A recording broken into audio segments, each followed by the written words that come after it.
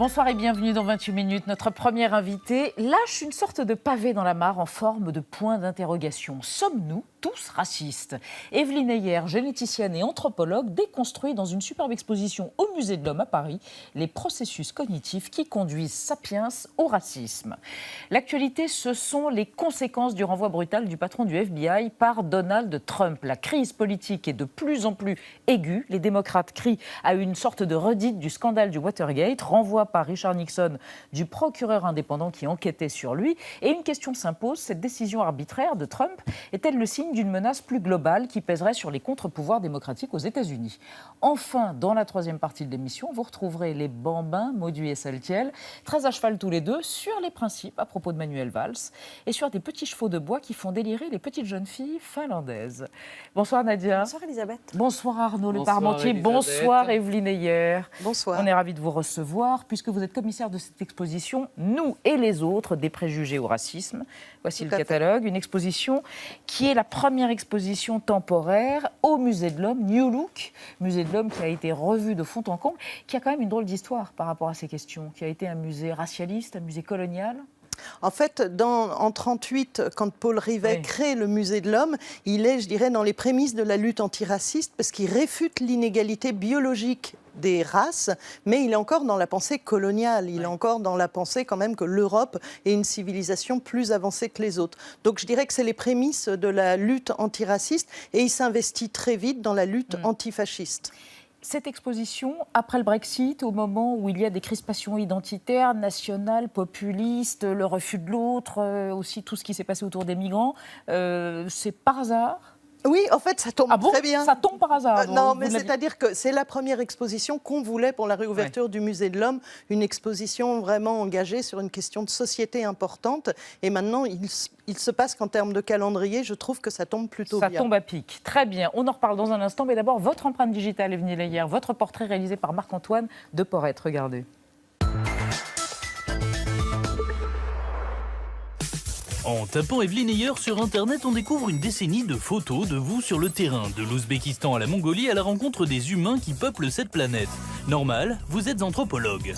Après un passage comme professeur à Chicoutimi au Québec, où vous développez des recherches en génétique des populations, vous intégrez le Centre national de la recherche scientifique, le CNRS. Vous devenez professeur au Muséum national d'histoire naturelle de Paris et enfin commissaire à la rénovation du Musée de l'Homme, qui est maintenant tout beau tout propre depuis 2015. Je suis enchantée de vous accueillir au Musée de l'Homme. C'est justement la première exposition temporaire depuis la réouverture. Avec Nous et les autres, vous vous attaquez aux sources du racisme. Une question sociétale pour laquelle vous mobilisez à la fois biologie et sciences humaines. Car le racisme est un processus cognitif qui se divise en 3 mouvements. La catégorisation, la hiérarchisation et l'essentialisation. En gros, l'être humain place ses congénères dans des boîtes avant de les classer et de les réduire à l'étiquette collée dessus. Pourtant, l'homme partage 40% de son ADN avec la banane, 99% avec le chimpanzé, 99,7% avec le néandertalien et 99,9% avec n'importe quel être humain sur la planète. C'est extraordinaire. Ce qui n'empêche pas l'homme de catégoriser autrefois sur des critères physiques, aujourd'hui sur des critères culturels. Pourtant, comme vous le rappelez, en France, les statistiques prouvent que 2/3 des enfants d'immigrés se marient à l'extérieur de leur communauté d'origine. C'est une invitation pour le mieux vivre ensemble. On peut aussi, grâce à l'expérience Chroma, personnaliser les affiches de l'exposition en fonction de la couleur de sa peau. Si d'un point de vue génétique les races n'existent pas, Evelyne Heyer, pourquoi le racisme persiste-t-il ? C'est une vaste question, mais d'abord une question concrète sur l'exposition. Reconstitution, format grandeur nature, quasiment d'un hall d'aéroport. Et pour vous, et votre volonté de faire une exposition immersive, c'était très important. Pourquoi ? Qu'est-ce que ça a de si particulier, le hall d'aéroport, par rapport à ces questions de xénophobie, racisme, haine de l'autre ? En fait, c'était l'idée d'être dans un espèce de non-lieu, dans un espèce de lieu, entre guillemets, universel, qu'on peut retrouver partout sur la planète, pour parler de processus cognitifs, c'est-à-dire dans notre manière de penser, que l'on retrouve dans tous les humains. C'était pour traiter un peu l'aspect universel de ce qui peut, dans certains cas, déboucher vers le racisme. Alors, vous n'êtes pas une banane. Non, je ne suis pas une banane, mais sur la définition, avant d'aller au racisme, sur la définition des races, le 19e siècle passe son temps à classer les êtres humains entre races, et puis en France notamment, on a voulu supprimer de la Constitution le mot race. Mais ça continue aux États-Unis, on se définit selon sa race, en Angleterre aussi. Est-ce que ça existe, la race, avant de passer au racisme ? Alors, la race, d'un point de vue génétique, elle n'existe pas. Par contre, en tant que construction sociale, oui, elle existe.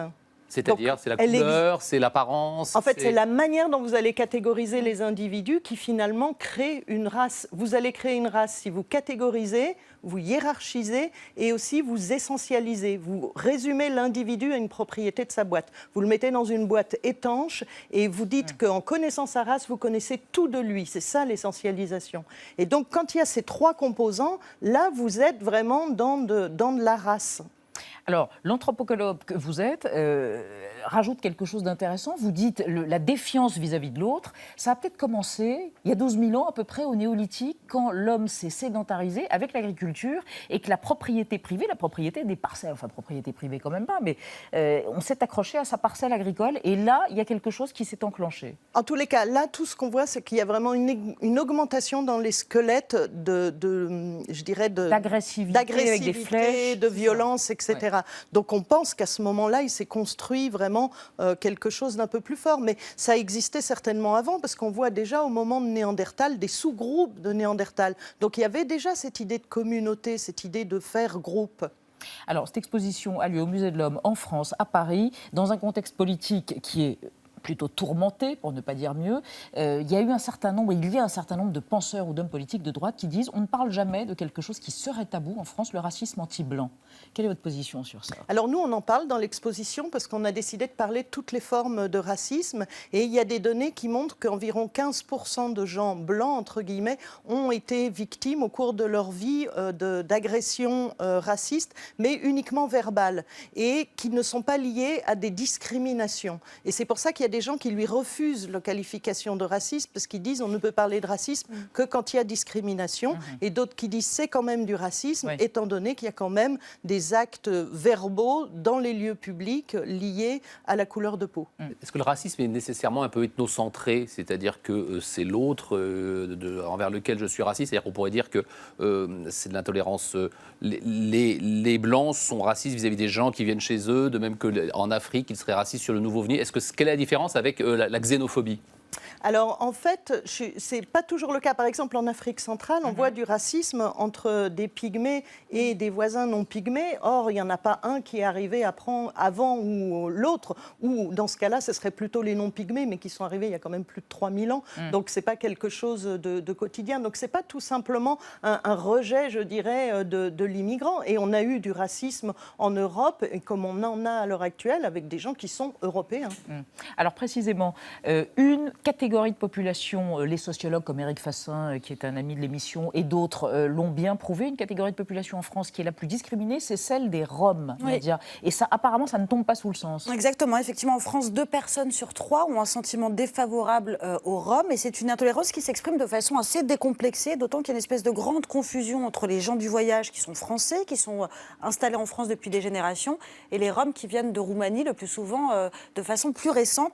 Et cette romophobie, c'est comme ça qu'on dit aujourd'hui, c'est par exemple cet élu FN qui a proposé de retirer les dents en or des Roms pour les nourrir et pour les loger. Ça, c'était en mars dernier, ou vraiment dans un autre registre, un film français qui s'appelle À bras ouverts, qui devait s'appeler S'il vous plaît, qui raconte l'histoire d'une famille rome avec vraiment tous les clichés qu'on peut imaginer. Comment est-ce que vous expliquez ce phénomène, cette absence de tolérance absolue que certains qu'on peut avoir collectivement à l'égard des Roms ?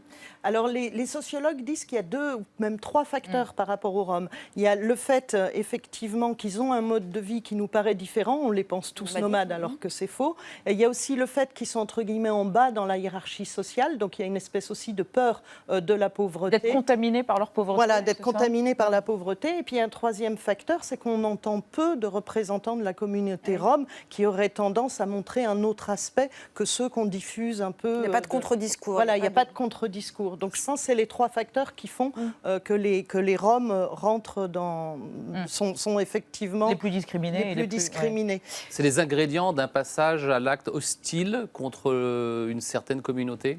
C'est-à-dire qu'on voit qu'en France, finalement, ça se passe, par les Roms, plutôt bien. C'est-à-dire on a eu des attentats, les actes de racisme ont plutôt baissé ou sont restés relativement stables. Qu'est-ce qui fait qu'une société devient raciste de manière violente ?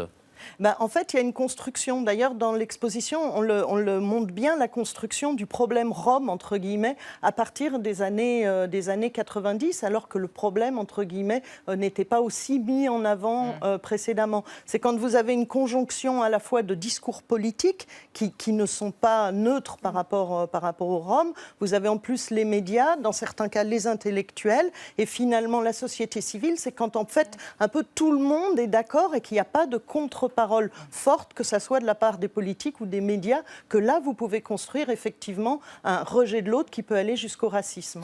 Si le racisme est le résultat d'un processus cognitif, avec plusieurs étapes que vous avez expliquées, tout est fondé sur l'éducation pour déconstruire et faire en sorte que l'éventuel préjugé ne débouche pas sur une pensée raciste. Non, oui, l'éducation, je suis tout à fait d'accord avec toi. L'éducation, mais pas juste des enfants, des adultes aussi, c'est-à-dire, et aussi on voit le poids du politique. C'est important le poids du politique. Par exemple, on voit que la tolérance augmente après les attentats parce qu'il y a eu des discours politiques fermes qui ont empêché une montée du rejet qu'il y aurait pu y avoir de certaines communautés. Si on met des gamins dans une salle de toutes les couleurs, est-ce que du racisme naît ou au contraire, est-ce que l'absence de racisme naît ?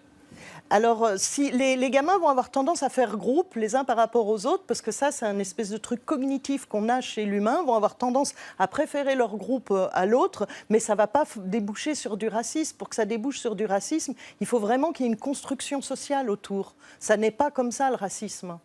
Nous et les autres, des préjugés au racisme. Première exposition du Musée de l'Homme, revu, corrigé, amélioré, embelli. Il est splendide, il est place du Trocadéro. Et nous recevions la commissaire de l'exposition, Evelyne Ayard. Merci à vous d'être venue sur le plateau de 28 minutes. Place au débat, un débat sur la crise politique qui secoue les États-Unis après le renvoi du patron du FBI par Donald Trump. Le pauvre homme enquêtait sur l'ingérence de la Russie dans l'élection du même Donald Trump. Les fondements de la démocratie américaine, liberté de la presse et solidité des contre-pouvoirs sont-ils éventuellement en danger? On en parle après la mise au point de Sandrine Le Calvez. Il y a quelques semaines encore, à la Maison-Blanche, le patron du FBI et ses 2 mètres 03 étaient accueillis à bras ouverts. Mais il y a 2 jours, à la surprise générale, Donald Trump a limogé sans ménagement son super flic. Il n'a pas fait du bon boulot, c'est très simple. C'était pas du bon boulot. Le président américain reproche au directeur du FBI d'avoir mal géré l'affaire des mails non sécurisés émis par Hillary Clinton. L'épisode avait fragilisé la candidate démocrate durant la campagne et les républicains s'en étaient réjouis à l'époque. Mais le vent a tourné depuis que James Comey a reconnu devant le Congrès que le FBI enquête sur une possible collusion entre l'équipe de campagne de Donald Trump et la Russie. Le FBI enquête sur les tentatives du gouvernement russe d'interférer dans l'élection présidentielle de 2016. Donald Trump a-t-il voulu mettre un terme à cette enquête ? C'est ce que redoutent les Américains qui manifestaient hier devant la Maison-Blanche. C'est une telle parodie de justice, une tentative claire de Donald Trump pour la contourner, pour détruire notre démocratie, ce qu'il essaye de faire depuis qu'il a pris ses fonctions. Ce coup de force de Donald Trump intervient dans un contexte de tension, avec la presse régulièrement insultée sur Twitter, avec une majorité républicaine de plus en plus divisée au Congrès, et avec les démocrates qui demandent qu'un magistrat indépendant poursuive l'enquête du FBI. Alors le président américain peut-il asservir les médias et les institutions du pays? Menace-t-il les contre-pouvoirs? Bonsoir à vous 3. Anne Désine, bonsoir. Vous êtes professeur spécialiste des questions politiques et juridiques aux États-Unis. Selon vous, Donald Trump pourrait bien sûr sous-estimer les contre-pouvoirs. Le renvoi du directeur du FBI dont nous venons de parler est une violation de tous les principes démocratiques et elle est stupide sur un plan politique par rapport au parti républicain. À côté de vous, précisément, Paul Ryan, bonsoir. Vous êtes l'ancien vice-président des Républicains de France et en France. Et selon vous, Donald Trump a eu raison de limoger le directeur du FBI. Même les démocrates attendaient, toujours selon vous, cette décision. Leur réaction scandalisée est une ruse. Vous nous expliquerez tout ça un peu plus en détail. Et enfin, André Caspi, bonsoir monsieur. Vous êtes historien, spécialiste bien connu évidemment des États-Unis. Selon vous, à faire le forcing continuellement, Donald Trump donne l'impression d'une présidence étatique, mais il y a des contre-pouvoirs aux États-Unis extrêmement forts et puissants et vigoureux. Et vous pensez que l'impeachment, on en parlera à la fin du débat, n'est pas forcément à exclure. En attendant, on recommence, ou plutôt on commence, avec une question d'un spectateur, Nadia. Oui, qui voudrait savoir si Donald Trump cherchait à imposer l'un de ses proches à la tête du FBI. Anne-Désine, est-ce qu'on peut imaginer qu'il veut, effectivement, qu'il voulait placer ses pions et qu'il a déjà en tête un remplaçant pour James Comey? Non, je ne pense pas. En fait, remplacer James Comey va lui poser un grand problème parce que ou bien il prend un de ses petits camarades comme Chris Christie ou Giuliani et il y aura un tollé considérable et la confirmation au Sénat sera très compliquée, ou bien il est obligé de prendre quelqu'un d'impartial et d'intègre et donc cette enquête qu'il veut empêcher à tout prix va continuer. Donc je ne suis pas sûre qu'il ait pensé aussi loin. En fait, c'est quelqu'un, on a bien vu, qui est extrêmement impulsif. Donc il regarde la télévision tout seul, ça l'énerve. Il constate que ce problème russe... dans la salle à manger avec Donald Trump. Complètement. Moi, ah bon? J'ai mon jet privé. C'est ça. Non, mais il faut comprendre le mécanisme. Et donc il n'a absolument pas réfléchi aux conséquences. Sur le plan politique, c'était le pire moment pour le faire. Et le problème russe ne peut pas disparaître. Sans doute. Alors, un chiffre. Le chiffre du jour. C'est deux. C'est simplement la deuxième fois qu'un président du FBI est débarqué. La première fois, c'était William Sessions par Bill Clinton en 1993. Il avait confondu la caisse pour des affaires personnelles. Alors, c'est ce qu'on dit. Donc la question, Paul Ryan, c'est d'abord pourquoi Donald Trump, pour que les téléspectateurs comprennent, a limogé le patron du FBI. La raison officielle et puis la raison officieuse. La raison officielle, c'est que c'était proposé par le nouveau procureur général adjoint, qui était en fait embauché, confirmé par le Sénat. Donc la raison officielle, c'est l'histoire des mails d'Hillary Clinton qui fait qu'on limoge. Ça, c'est quand il a... Oui, de Hillary Clinton, quand il a écrit une liste des raisons qu'elle n'était pas responsable avec les secrets américaine, et que quand même, elle ne sera pas punie. Donc c'était contradictoire. Et il a perdu la confiance des républicains avec ça. Toujours James Comey, donc, le directeur Comey, du FBI. Et après, en octobre, il a perdu la confiance des démocrates quand il a réouvert l'enquête sur Hillary Clinton juste avant l'élection, etc., etc. Donc, en plus, il a perdu la confiance de son propre équipe. Qui ça? James Comey, toujours? James Comey. Bon. Il y avait il y avait des reports où les reportages où il y avait moitié de son propre équipe n'était pas d'accord avec son décision en juillet sur Hillary Clinton. Donc il y avait beaucoup de raisons. Très bien. Alors André Caspi, vous pouvez poursuivre la démonstration en rajoutant la Russie. Vous pensez que la Russie et l'enquête que menait James Comey sur l'éventuelle ingérence de la Russie dans l'élection de Donald Trump n'a rien à voir avec cette décision? C'est-à-dire qu'il est peu vraisemblable que James Comey ait été renvoyé à cause de l'affaire Clinton. Parce que l'affaire Clinton a plutôt servi Donald Trump. Donc il me semble que s'il a été renvoyé, c'est certainement en raison de liens avec l'affaire russe, puisqu'il y a suspicion d'une intervention russe dans les élections américaines, qu'il y a une enquête et qu'en conséquence, cette enquête pourrait gêner le président des États-Unis. Ça, c'est l'hypothèse qui permet d'expliquer le renvoi de James Comey. Mais il est évident que peut-être Donald Trump a-t-il d'autres raisons qu'il n'a pas évoquées. La compétence ou la faible compétence du FBI ou l'ingérence, vous savez, le FBI est sujet à beaucoup d'enquêtes, si on peut dire, journalistiques, parce qu'il est toujours un peu suspect. Ça fait déjà des années que le FBI est suspect. Il était déjà suspect au temps de John Garver, qui, entre parenthèses, a été directeur du FBI de 1924 à 1972. Parce qu'il tenait tout le monde, si je me rappelle bien. Il avait des dossiers sur tout le monde. Donc, ce qui veut dire que le soupçon envers le FBI peut être fondé. Oui, ben d'accord. James Comey n'est pas un ange. Bien sûr, mais ça veut dire que quand on est directeur du FBI, on sait beaucoup de choses. Oui, trop de choses peut-être. Ou alors si on ne les sait pas, c'est qu'on fait mal son travail. D'accord. Anne-Désine. Oui, alors, il y a une question russe, mais ce n'est pas simplement le FBI. Il y a non seulement les services secrets, la NSA. Il y a eu des auditions la semaine dernière. Clapper, qui était à la tête de la NSA, a dit clairement que, y compris les services secrets étrangers, avaient dit qu'il y avait eu une ingérence de la Russie. Ça, c'est même plus un débat, ça s'est établi.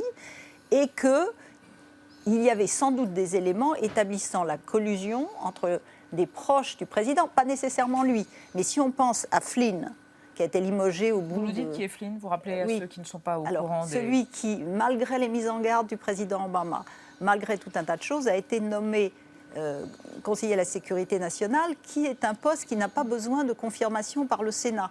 Ce qui veut dire que M. Trump a pu mettre ce monsieur à un endroit où il avait accès à tous les documents confidentiels sans aucun contrôle. C'est quoi? C'est un abus de pouvoir caractéristique ou non, c'est une faute, c'est une maladresse? Alors, c'est peut-être simplement cette ignorance du gouvernement, des freins et contrepoids, des contre-pouvoirs. Il avait envie que ce soit Flynn, parce que Flynn l'avait rejoint durant sa campagne.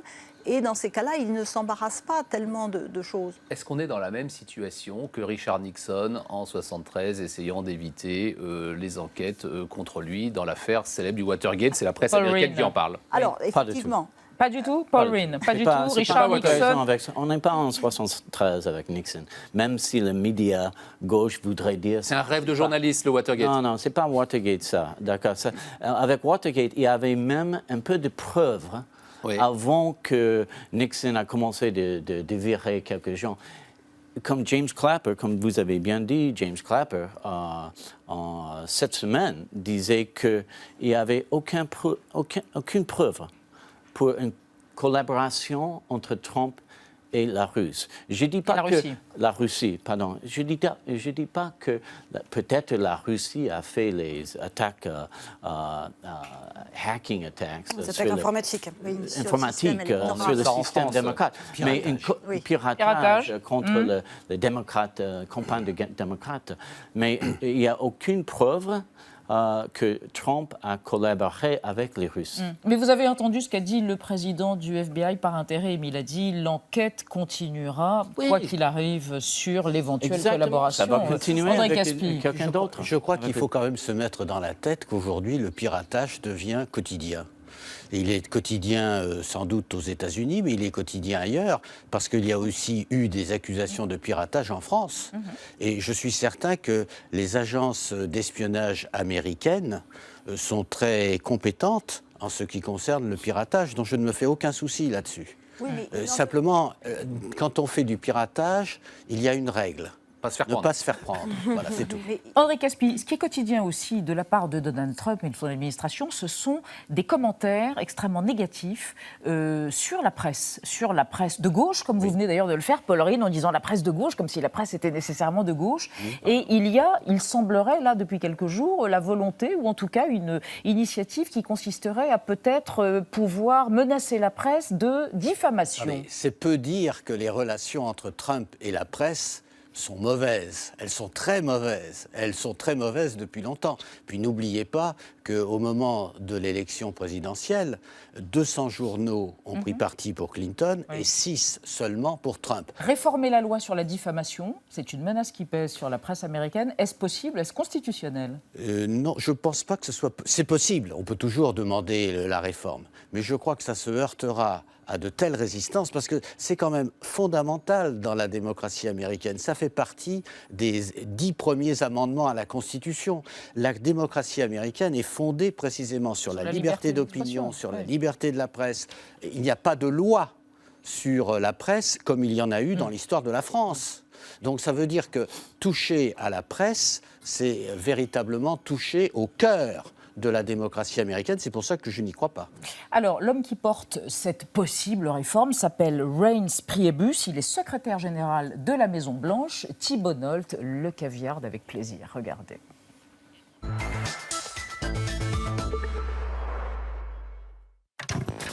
Ils sont au centre de l'histoire et méritent forcément quelques déboires. Si la Maison-Blanche est en guerre contre les médias, son secrétaire général a affirmé que l'administration veut pouvoir attaquer plus facilement la presse. Alors, faut-il entarter Reince Priebus? Reince Priebus est le chief of staff du président, le plus haut gradé des employés de la Maison-Blanche. Apparatchik en granit du Parti républicain, qu'il a dirigé 6 ans, il était perçu comme équilibré dans l'équipe de hyène de Trump. Désormais, Reince songe à renier la Constitution. C'est lui qui a juré de défendre la Constitution sur la Bible. Moi, j'ai rien promis du tout. Reince ne peut pas croquer le premier amendement tout cru qui garantit la liberté d'expression et interdit au Congrès de la limiter. Mais il réfléchit à réformer la loi sur la diffamation pour que reviennent aux médias de prouver ses accusations et non aux diffamés, comme c'est le cas au Royaume-Uni. Le plan est de rassurer les ploucs anti-système et de faire peur aux rédactions. Mais Reince, avocat de métier, sait qu'il sera difficile de faire mordre la poussière aux médias et de rendre sa grandeur à l'Amérique en revenant à l'époque où elle dépendait de la loi britannique. Reince, c'est aussi sa situation précaire. Les témoignages abondent pour dézinguer un micromanager bordélique, scotché à la télé et frappé de réunionnite. Bon, Reince, qu'est-ce qu'on décide pour la réunion de 9h? Et celle de 9h20? Bon, Jackie, on en reparle à la réunion de 9h40. Et Michel, tout sera clair à la réunion de 10h. Super! Efficacité, rentabilité, productivité. De son côté, le patron commence à avoir des doutes, au point de ne plus l'emmener dans sa résidence de Floride. À moins que tout ceci ne soit que pure diffamation. Merci Thibault Nolte. Arnaud. Paul Rehn, quel est le but de Donald Trump, in fine? C'est intimider la presse, la faire se taire, convaincre les Américains? Intimider la presse, Trump n'est pas... C'est pas très facile à intimider. Non, mais est-ce que la presse va finir par céder? Donc, oui. En quelque sorte, il est le premier président républicain dans ma vie où il répond aux accusations fausses ou faux par les médias. Ça vous fait plaisir, donc? Vous trouvez ça super d'avoir quelqu'un qui enfin attaque la presse? C'est la presse qui attaque Donald Trump d'abord. Non, mais est-ce que quand vous voyez Trump qui met fake news, New York Times, etc., vous trouvez ça sympa? Au sens, il a du courage? Oui, je trouve que c'est bien qu'il réponde. Qu'il réponde. Parce qu'il a répondre pour lui défendre, pour se défendre. Parce que depuis qu'il était élu, la presse vraiment s'est acharnée sur lui. Les accusations horribles. Certaines étaient vraies. Horribles. Il n'y avait pas que des fake news, il y avait des vraies informations qui ont été oui, diffusées tout est partout. mélangé, bien sûr. Il y a quelque chose de... Je suis d'accord, évidemment. Ce n'est pas que les fake news. Mais il y a des histoires, comme cette histoire faite par BuzzFeed et CNN en russe, dans l'hôtel de Russe. Qui racontait des parties fines du président. Peut-être, il y a quelque chose de très, très mauvais. Il y a des autres choses ils ont enlevé le statut de Martin Luther King du bureau d'Oval. C'est quotidien, c'est des accusations quotidiennes. Anne Désine, est-ce que vous partagez il doit ce point de vue? Est-ce qu'on a une dérive profonde et grave, ou est-ce que c'est juste un président qui finalement répond à la presse et ça va passer? Non, le président n'aime pas la presse parce que la presse et les médias plus généralement ont bien pris conscience que dans ce qui se passait, leur rôle en tant que quatrième pouvoir, donc un autre contre-pouvoir, est essentiel. Et donc, puisque les républicains au Congrès sont majoritaires et refusent d'enquêter sur de nombreux sujets, parce que là on parle de la Russie, mais il y a les conflits d'intérêts, il y a des dizaines d'autres choses, ce sont en fait les médias, poussés par l'opinion publique, qui non seulement enquêtent, mais qui intentent des actions en justice, justement sur les conflits d'intérêts, sur la tour, la tour Trump, etc.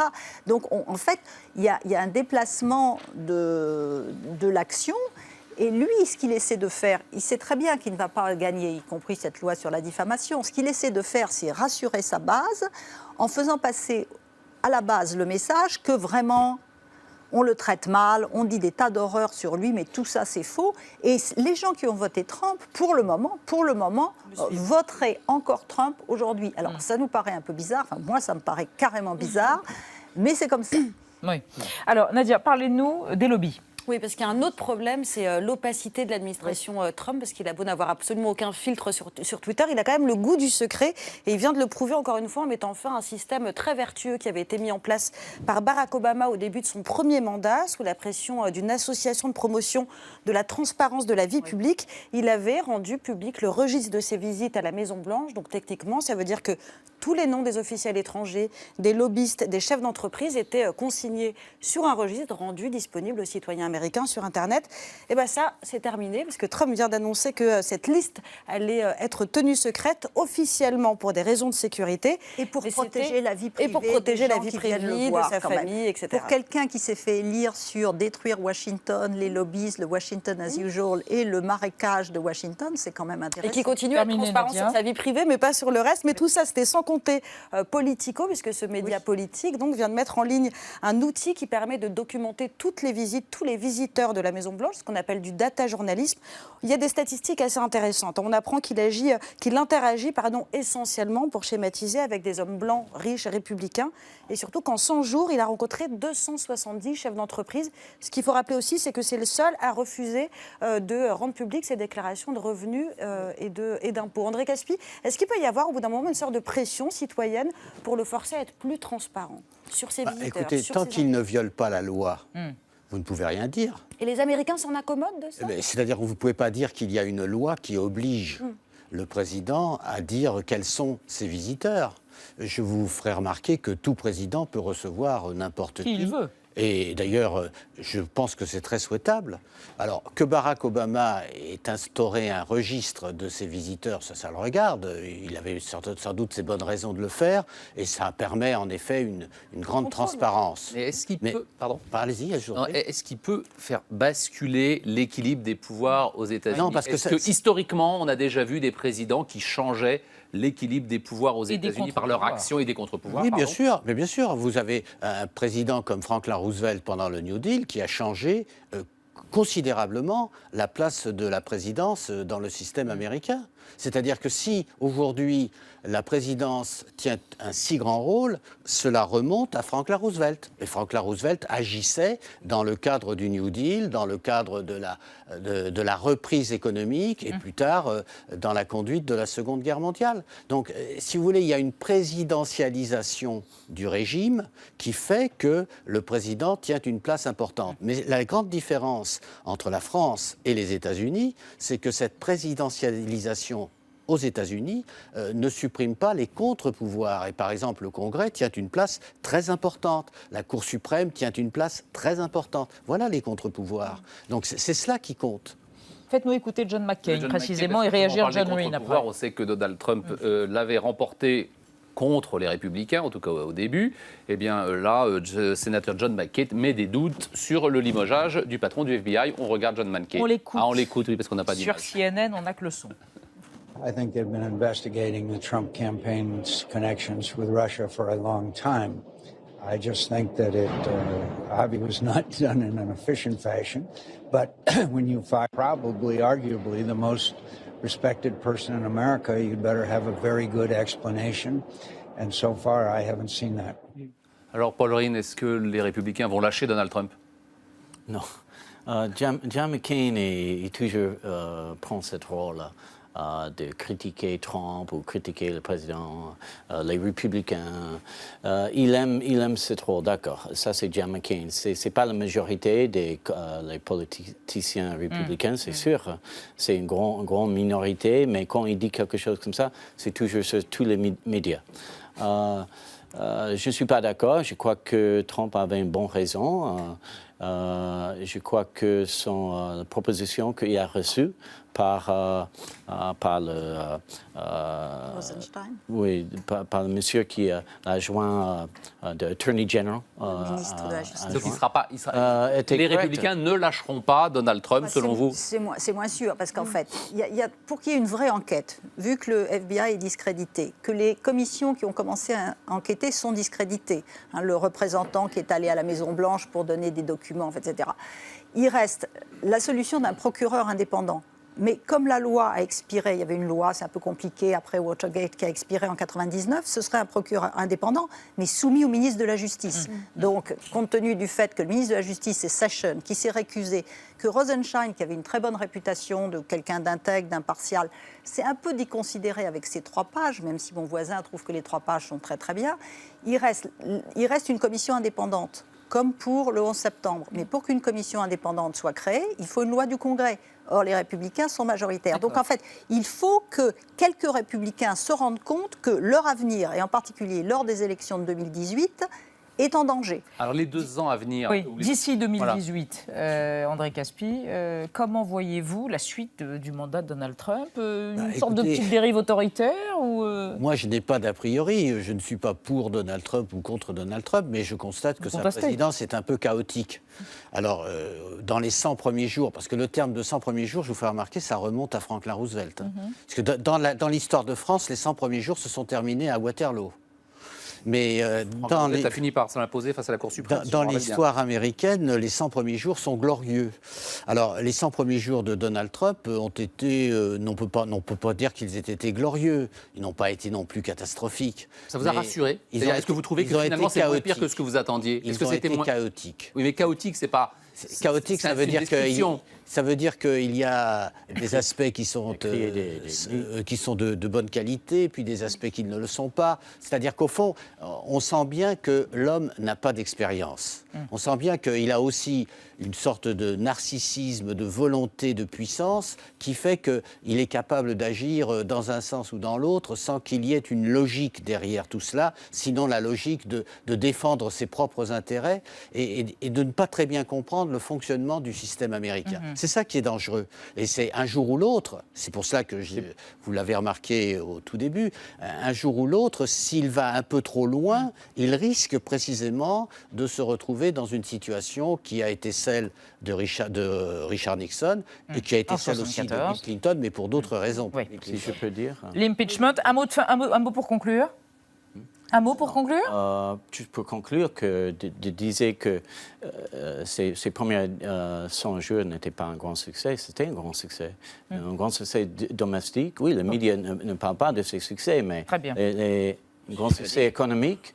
Les domestiques, la bourse américaine à un niveau très haut, les achats des maisons, l'immobilier, c'est en c'est reparti à la hausse, très bien. Sécurité et ses relations avec l'étranger. Paul Rhyn, merci à tous les trois. Dans un instant, messieurs Mauduit et Saltiel, à propos du dictionnaire de la girouette et du hobby horsing, équitation sur un cheval de bois. Mais d'abord des intox, l'instrumentalisation des enfants par les activistes et militants anti-Trump. Est-ce un peu bêta ou percutant? Regardez. On dit que la vérité sort toujours de la bouche des enfants. Rien d'étonnant alors à ce qu'ils puissent dire tout haut ce qu'ils pensent, même à une personne aussi importante que le président des États-Unis. La preuve, selon une vidéo publiée sur Twitter et partagée plus de 250 000 fois, une petite fille aurait refusé de poser dans les bras de Donald Trump et lui aurait même envoyé à la figure cette douloureuse réplique « Vous êtes une honte pour le monde entier. Ouch !» Devenue virale, l'intervention de la petite fille est saluée par de nombreux militants anti-Trump qui la célèbrent comme une véritable héroïne, ainsi que par d'autres internautes hilares de voir le président des États-Unis faire face au franc-parler d'une gamine. Mais la séquence était trop belle pour être vraie, car Donald Trump n'est pas l'homme au teint orangé que l'on voit dans la vidéo. Il s'agit en fait de l'acteur Anthony Atamanuik qui joue le rôle du président américain pour la série comique The President Show. Dans cette vidéo, l'acteur est allé se balader dans une manifestation organisée à Washington contre le président. Face au buzz provoqué par la séquence, l'imitateur a indiqué sur Twitter qu'il est bien le type qui joue Donald Trump, mais il tient tout de même à préciser que cette petite fille a été courageuse, drôle et intelligente, mais aussi qu'elle a dit ça de son plein gré. Que ce soit le vrai ou le faux, la petite fille pensait donc bien ce qu'elle venait de dire. Merci des Bonjour. Bonsoir François-Xavier. Alors, Xavier Mauduit. Oui. Manuel Valls rêvait d'être en marche. Oh là là là là. Ça piétine un peu. Ça va très bien. Bon, alors effectivement, on ne lui a pas, enfin plutôt, le parti d'Emmanuel Macron ne lui a pas accordé l'investiture aux législatives, mais ne présentera pas néanmoins face à lui un de ses candidats. Il est un peu mis échec et mat, et vous, ça vous a donné bizarrement envie de nous parler d'un drôle de truc, le dictionnaire de la girouette. Oui, vous êtes taquin, mon gars.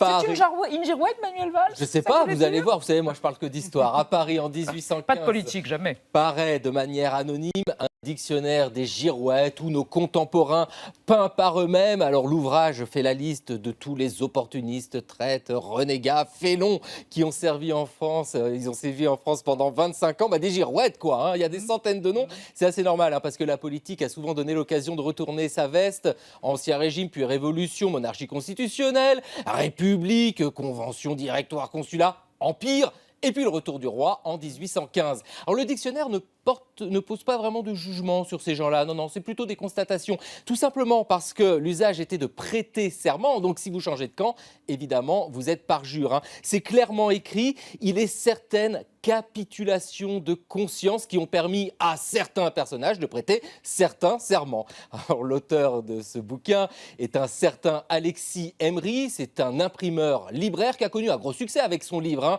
Il en a fait plusieurs éditions. Il y en a certaines très rigolotes d'ailleurs où ils ont enrichi le dictionnaire. Vous voyez, un peu comme dans le guide Michelin de récompenses.